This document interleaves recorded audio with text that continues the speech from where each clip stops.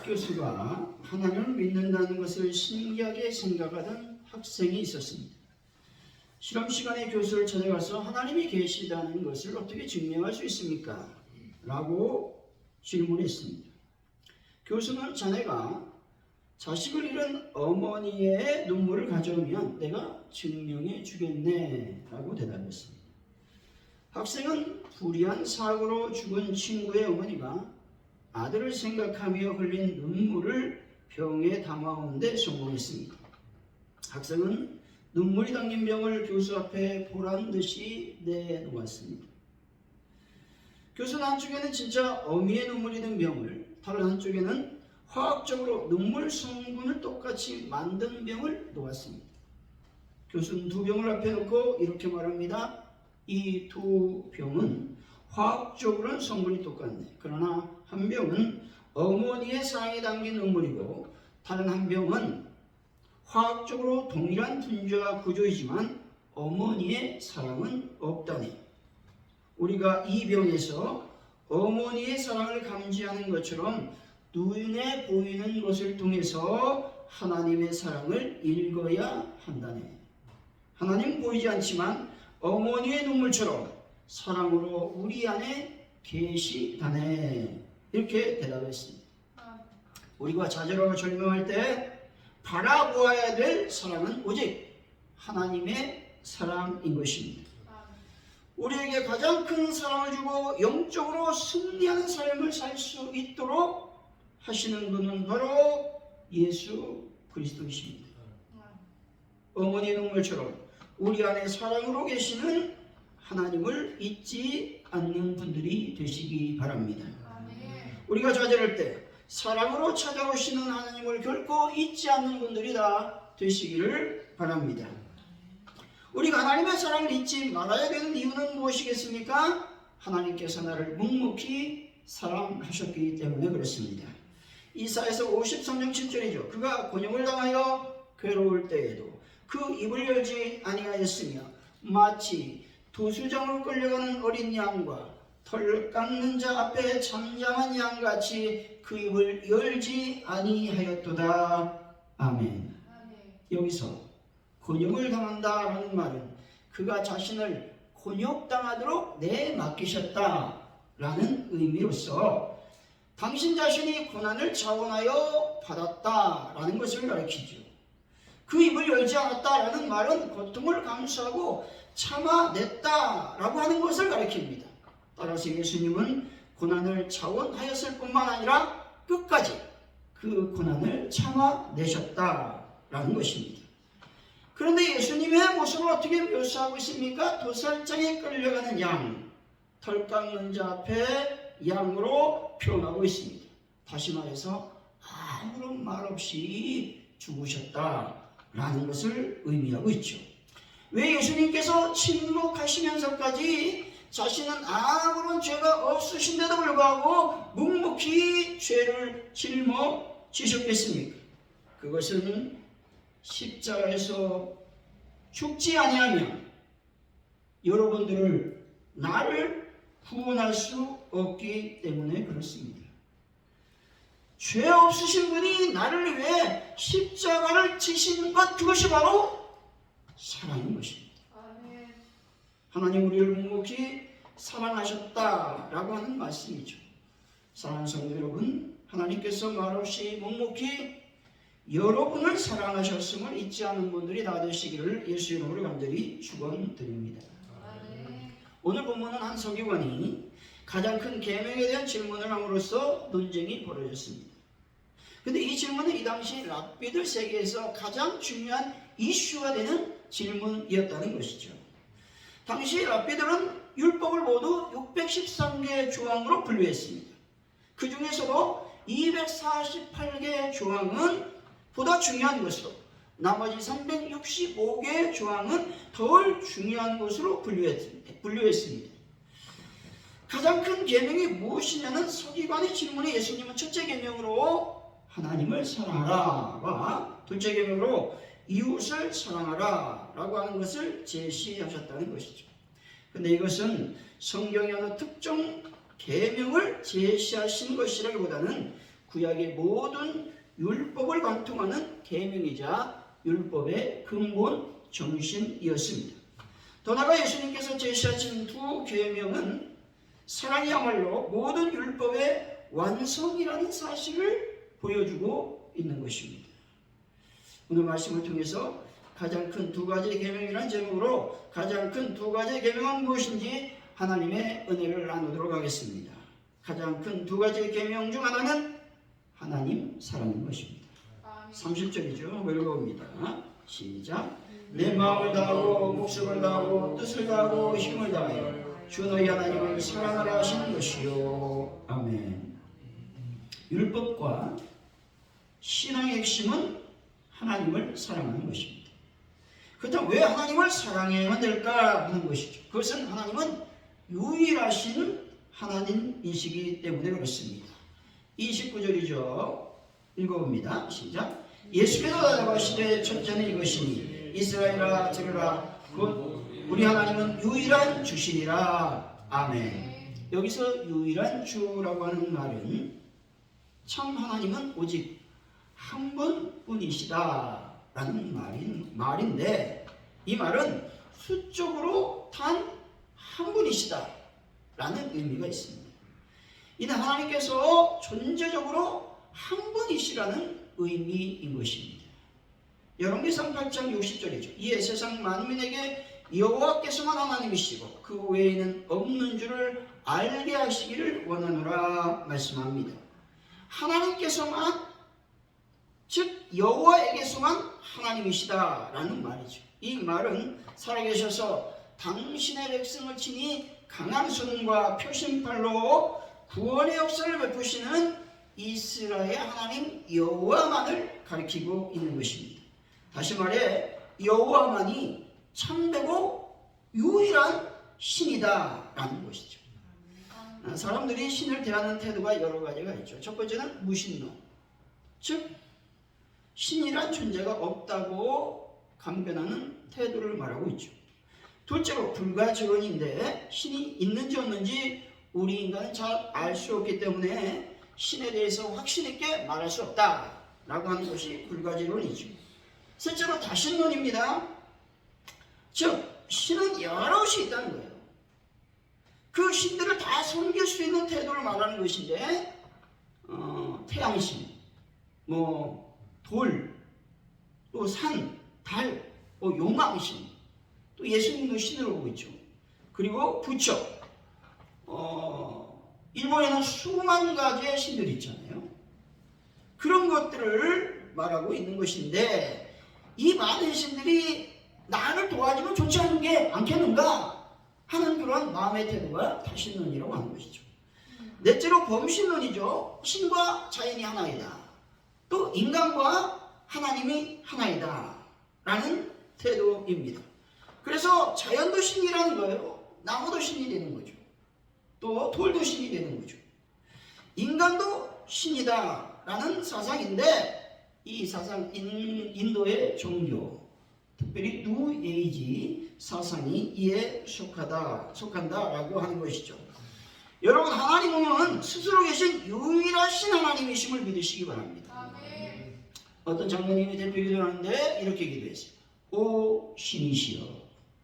잘된 기도입니까? 잘못된 기도입니까? 잘 모르겠죠.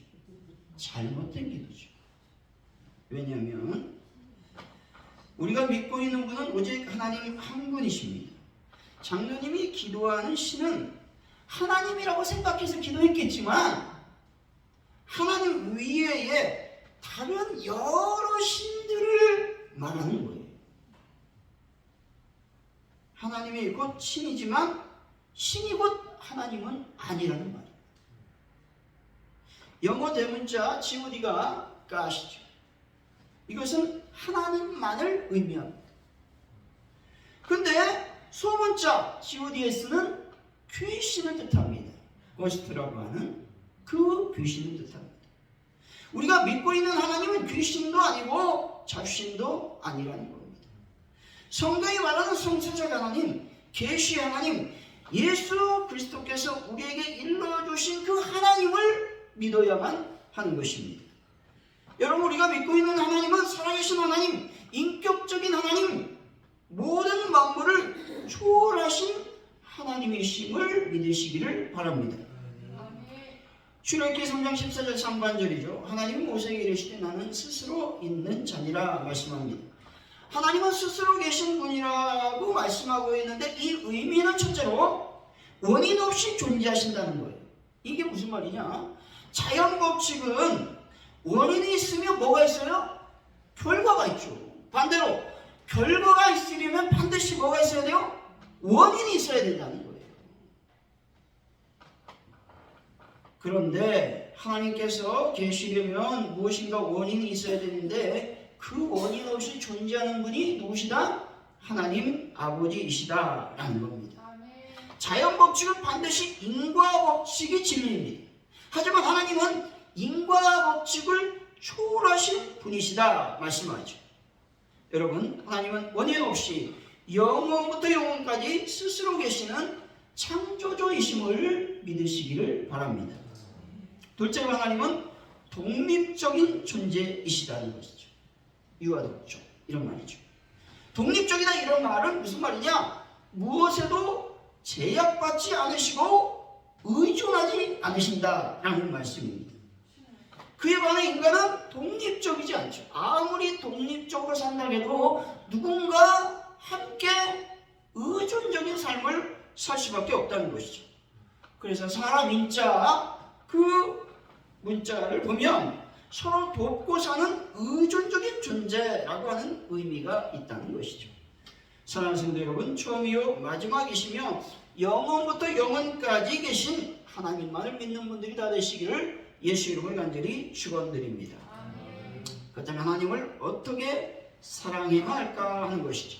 30절 한번 다시 읽어보죠. 시작. 내 마음을 다하고 목숨을 다하고 뜻을 다하고 힘을 다하여 주 너희의 하나님을 사랑하라 하시는 것이요. 아멘. 마음을 다하고 뜻을 다하고 목숨을 다하고 힘을 다한다 라는 말은 무슨 말이냐면 전 인격적으로 라고 하는 말이죠. 마음이라고 하는 말은 무슨 말이냐? 전체적인 자아 또는 인간의 지, 정, 의를 포괄하는 인격의 중심을 말하죠. 이는 곧 모든 사고와 활동의 근거를 이루는 인간 의지를 강조하고 있다라고 하는 것이죠. 마음은 목숨, 뜻 그리고 힘의 원동력이 된다라는 것이죠. 즉 하나님께 가장 크게 마음을 들여서 하나님을 사랑하라고 말하고 있는 것이죠. 다시 말해서 하나님을 사랑하되 내 마음 전부 내 마음 통째로 들여 열정적으로 아낌없이 사랑하라라는 말씀인 것이죠. 목숨이라고 하는 말은 육체적인 생명을 뜻하죠. 곧 육체를 활기차게 하는 생명 또는 그 생명력을 의미한다는 겁니다. 이 말은 하나님을 사랑하되 적당히 어느 한계 지점까지 사랑하지 말고 생명을 내어 걸기까지 전력을 다해서 사랑하라고 하는 강력한 요구가 있는 것입니다. 뜻이라고 하는 말은 지적인 능력을 말하죠. 생각하는 힘을 가리키는 말인데 맹목적이고 무지한 상태에서가 아니라 분명한 이해력과 통찰력으로서 사랑하라라는 말입니다. 힘이란 말은 무슨 힘? 힘이란 인간이 소유한 총체적인 능력, 그 중에서 특히 영적이고 육체적 활동력을 가리키는 말입니다. 이 말은 내가 가진 마지막 남은 힘의 한 방울까지 완전히 다 짜내는 것을 말합니다. 더는 한 발자국도 나갈 수 없을 만큼 최선을 다해 섬기는 상태를 말하고 있는 것이죠. 마라톤 풀코스가 몇 킬로미터입니까? 41.195km죠. 이 코스를 완주한 후에 주저앉은 자처럼 힘이 남아있지 않는 만큼 최선을 다해 섬기라고 하는 말씀인 것이죠. 마음, 목숨, 뜻 그리고 힘이란 말은 인간의 전 인격, 모든 정성, 온갖 능력을 강조하고 있는 말씀인 것이죠. 하나님은 인간으로부터 제한적이고 부분적인 사랑을 원하지 않으시고 전폭적이며 전 의지적인 사랑을 원하고 계시다라고 하는 것이죠. 단테의 신곡이라고 하는 책이 있죠. 거기에 보면 지옥편이라고 하는 그 파트가 있습니다. 지옥이 7개가 있다는 거예요. 점점 내려가면 제일 밑바닥에 제일 깊은 곳에 그런 곳이 있어요. 거기에는 제일 무서운 악한 죄인들 거기에 있다는 겁니다. 거기에는 인류 역사상 세 사람이 있다고 단테는 얘기합니다. 첫째는 예수 그리스도 스승을 배신한 가룟 유다가 거기에 있다는 겁니다. 기독교 입장에서 보면 당연한 이야기인 것이죠. 그 다음에 자기를 사랑한 친구 시저를 배신한 브루투스와 키시우스가 거기에 있다고 말하고 있습니다. 이 말은 무슨 말이냐? 단테가 생각하는 것은 무엇이냐면 배신이라는 죄가 가장 큰 죄라고 말하고 있는 겁니다. 소크라테스는 무지가 큰 죄라고 했죠. 그리고 헬라 사람들은 교만이 큰 죄라고 했습니다. 피테라고 하는 사람은 나태가 가장 큰 죄라고 말합니다. 하지만 단테는 배신이 가장 큰 죄라고 말하고 있는 것이죠. 사랑의 배신, 가장 소중한 첫사랑의 배신, 이것이 가장 큰 죄라고 말하고 있는 것이죠. 요한계시록 2장 4절이죠. 그러나 나를 책망할 것이 있나니 너희의 처음 사랑을 버렸느니라. 아멘. 처음 사랑을 버렸다. 이것이 뭐예요? 배신했다는 것입니다. 이 말은 에베소 교회를 향한 예수 그리스도의 책망의 말씀입니다. 예수님을 처음 영접하고 구원받은 것에 우리는 감사하죠. 죄사함 받은 것에 감사합니다. 그리고 천국 약속을 받은 것에 감사하고 십자가 중심으로 깨끗한 신앙생활을 하겠다고 결심하며 신앙으로 인생을 출발했습니다. 하지만 점점 더 신앙의 연륜이 깊어지고 또 직분을 받아서 사역을 감당하다 보면 이 사랑의 감격을 잊어버리게 된다는 거예요. 그리고 말씀과 기도와 찬양의 삶을 살지 않을 때가 많다는 것이죠. 그럼 어떻게 사느냐? 원망과 불평, 불만과 짜증이 섞인 신앙생활을 하게 된다라는 것이죠. 이런 삶이 뭐라고 얘기하냐면 하나님의 첫사랑을 배신한 것이다 라고 말하고 있는 것입니다. 하나님을 마음과 목숨, 뜻과 힘을 다해 사랑했던 그 옛날은 추억으로 남겨놨다는 거예요. 그리고 이제는 아련한 기억 속에 하나님을 전 인격적으로 사랑하지 못하는 모습이 있다면 그것이 바로 배신 행위다 라고 말하고 있는 것입니다. 어떤 사람이 이렇게 말할 것입니다. 하나님을 믿고 있는데 왜 우리가 하나님을 배신한 것입니까? 라고 말하는 사람이 있을 것입니다. 하지만 뜨겁게 하나님을 사랑하지 않는 것이 곧 배신이라고 말하는 것이죠. 이런 배신 행위를 회개하지 않는다면 에베소 교회를 향해서 또한 아시아 일곱 교회 중 한 교회를 향해서 이렇게 말하죠. 내 입에서 토하여 버리겠다 말씀하고 있습니다. 내 삶의 중심, 내 신앙의 중심이 하나님이 아니고 내 생각과 내 판단과 내 계획과 특별히 내 마음대로라고 한다면 하나님은 회개해라 이렇게 말씀하고 있다는 것이죠. 하나님의 사랑을 입었음에도 불구하고 이스라엘은 끊임없이 배신했죠. 끊임없이 반역했다는 것이죠. 신명기 31장 27절이죠. 내가 너희의 반역함과 목이 곧은 것을 아나니 오늘 내가 살아서 너희와 함께 있어도 너희가 여호와를 거역하였거든 하물며 내가 죽은 후의 일이랴 말합니다. 문절은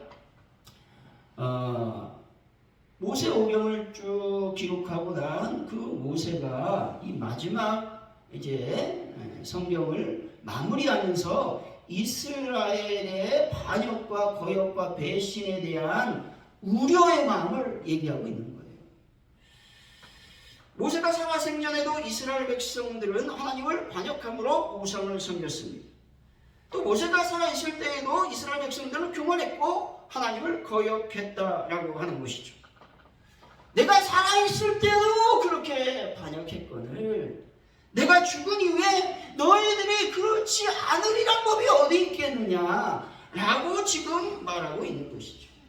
역시 모세가 죽은 이후에도 이스라엘 백성은 부패하여 하나님을 거역함으로 하나님의 길을 떠났던 것을 우리는 성경을 통해서 알 수가 있다는 것이죠. 여러분, 하나님을 사랑했으면 끝까지 사랑하시기 바랍니다. 사랑하는 성도 여러분, 하나님을 사랑하되 여러분들의 모든 것을 바치고 전부를 들여 사랑하심으로 하나님의 복을 받는 분들이 다 되시기를 예수 이름으로 간절히 축원드립니다. 가장 큰 두 가지 계명 중 두 번째 계명은 뭐예요? 이웃사랑입니다. 31절이죠. 한번 읽어봅니다. 시작. 둘째는 이것이 내 이웃을 내 자신과 같이 사랑하시는 것이라. 이보다 더 큰 계명이 없느니라. 아멘. 여기서 둘째라는 말은 첫째라는 말씀보다 경히 여겨도 좋다라는 의미가 아니죠. 여기서 첫째나 둘째는 중요도를 말하는 것이 아니라 단지 논리적 순서로 말씀을 전개하기 위해서 이렇게 순서를 배우는 겁니다. 여기서 이웃은 구약 성경에서는 이스라엘의 동포, 또한 이스라엘 동포와 함께 살고 있는 이방인, 타국인까지를 말하고 있습니다. 구약은 그렇다는 거죠. 근데 예수님의 신약시대는 예수님은 어떻게 이웃을 판단하고 있느냐? 예수님은 이웃에 대해서 제한이 없었어요. 차별이 없었다는 것이죠. 다시 말해 예수님은 사마리아를 이웃으로 인정함으로써 자신의 원수를 포함한 세상 모든 사람을 이웃으로 여겼다는 것이죠. 내 자신과 같이라는 말은 자신에 대한 사랑이 긍정적이 될 뿐만 아니라 이웃 사랑의 시금석이 곧 자신을 사랑하는 것이다 라는 말입니다. 나를 사랑하지 못하면 이웃도 사랑할 수 없다 라고 하는 것이죠. 근데 문제는 내가 나를 너무 많이 사랑하는 게 문제가 되는 거죠. 이웃은 사랑하지 않고. 친구를 자신처럼 사랑하는 사람의 이야기가 있습니다. 철강의 어떤 창업자인 철강왕 앤드류 카네기죠. 그의 일화입니다.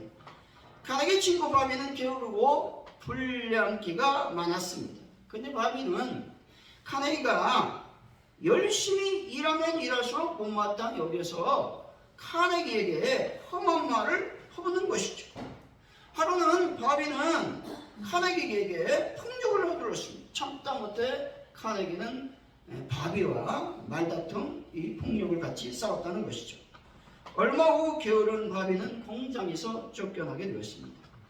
돈이 없었던 바비는 카네기 집에 찾아와서 어머니를 속여가지고 돈을 훔쳐갔습니다. 얼마나 화가 났겠습니까? 그래서 카네기는 바비의 집을 찾아갔습니다. 근데 집이 너무 누추한 거예요. 어머니는 눈이 보이지 않는 그런 상태였습니다. 어머니가 카네기에게 이렇게 얘기합니다.